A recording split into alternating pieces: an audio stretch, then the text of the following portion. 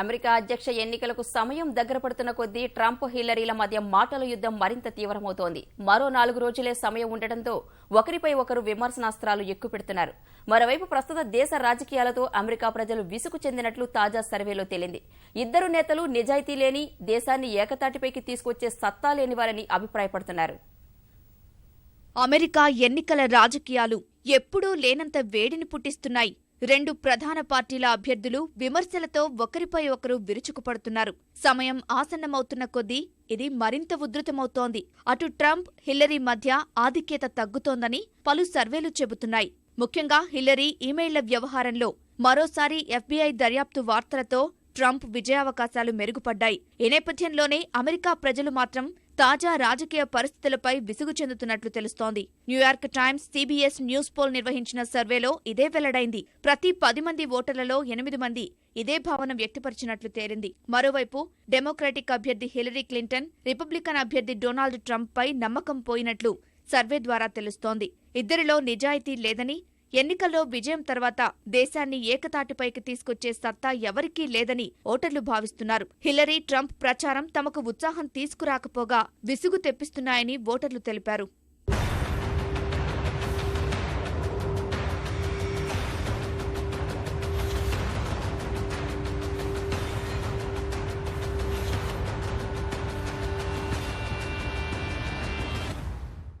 ఆది నుంచి ట్రంప్పై భారీ ఆధిక్యం కనబరుస్తూ వచ్చిన హిల్లరీ ఎన్నికలు దగ్గర పడుతున్న కొద్దీ పట్టు కోల్పోతున్నారు.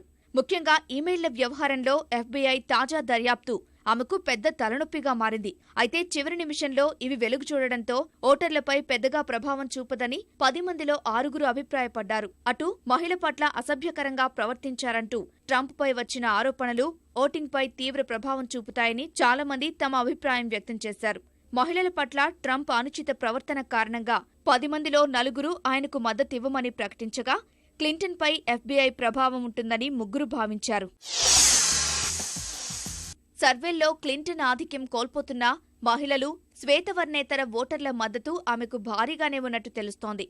మహిళా ఓటర్ల విషయంలో ట్రంప్తో పోలిస్తే ఆమె 14 పాయింట్ల ముందంజలో ఉండగా, పురుషుల ఓట్ల విషయంలో ట్రంప్ హిల్లరీ కంటే 11 పాయింట్ల ఆధిక్యంలో ఉన్నారు. మొత్తం మీద హిల్లరీకి 45% మంది మద్దతు పలుకుతుండగా, ట్రంప్ 42%తో వెనుకున్నారు. డిగ్రీ పత్రాలున్న శ్వేతజాతి పురుషులు కూడా హిల్లరీకే తమ ఓటు అంటున్నారు. వీరిలో 48% మంది క్లింటన్కు మద్దతిస్తుండగా, ట్రంప్ వెనుక 41% మంది మాత్రమే ఉన్నారు. అయితే డిగ్రీలు లేని శ్వేతజాతి పురుషులు మాత్రం ట్రంప్కు మద్దతిస్తున్నారు. 55% మంది ట్రంప్ను సమర్థిస్తుండగా, కేవలం 30% మంది మాత్రమే హిల్లరీకు మద్దతు తెలుపుతున్నారు.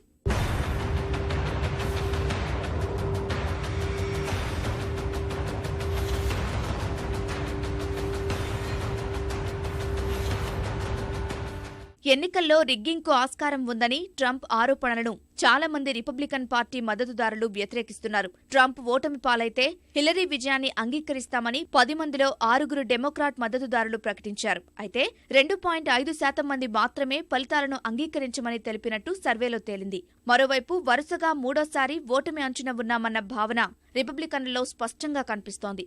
ఇప్పటికే ఈ విషయంలో పార్టీలో అభిప్రాయ భేదాలు వచ్చాయి.